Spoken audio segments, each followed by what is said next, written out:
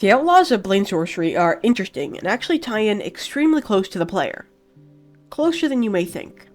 2 notes: if you enjoy these Blade Sorcery videos, consider subscribing and joining the Discord linked at the top of the description. Thanks.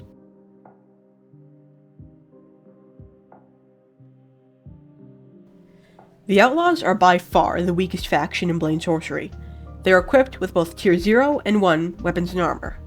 The Outlaws are thieves by trade, if you couldn't tell.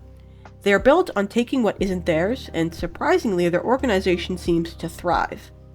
Before recent, they survived on stealing things like gold and silver, but recently, with the Dalgarian ruins discovered in Kyojiiin, it started what you could call, like a crystal hunt of some sort. Anyways, because of how illegal, yet addictive the crystals are, there was soon a massive market for them. The Outlaws aren't all that organized. They are separated into gangs. The ones we know of are called the Southern Seas, the Northern Seas, and the Windweavers, which are all under one big boss. Ramayan Yandeva? Not sure if I said that right. But now, because of how freely members were able to move around, the original rule for crystals was finders keepers. You could either use it yourself or sell it.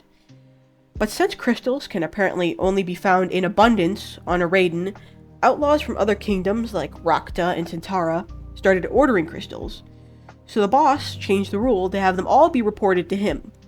And it might not just be for selling. Outlaws found hiding or consuming crystals without permission will be corporally punished, namely beheading. Although they don't just sell them, they also use them, as I just said.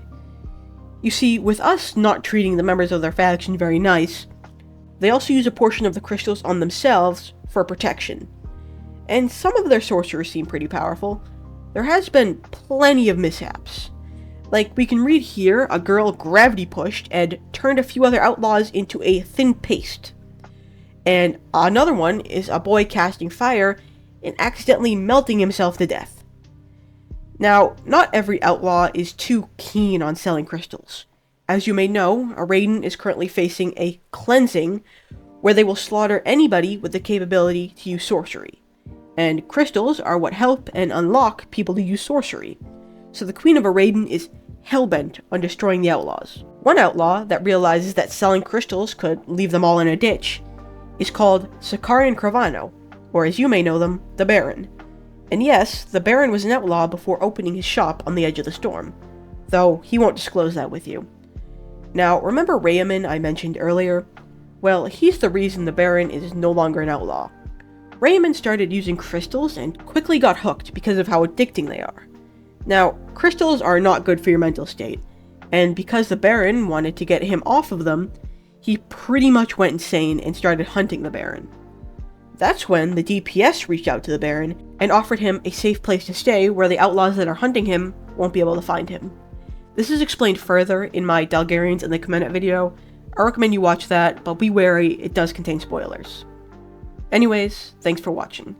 The Outlaws are such an interesting faction. I have no idea why I didn't cover them sooner. Please consider subscribing. I have a Discord linked at the top of the description. Join if you want to talk to me about pretty much anything. And again, thanks for watching.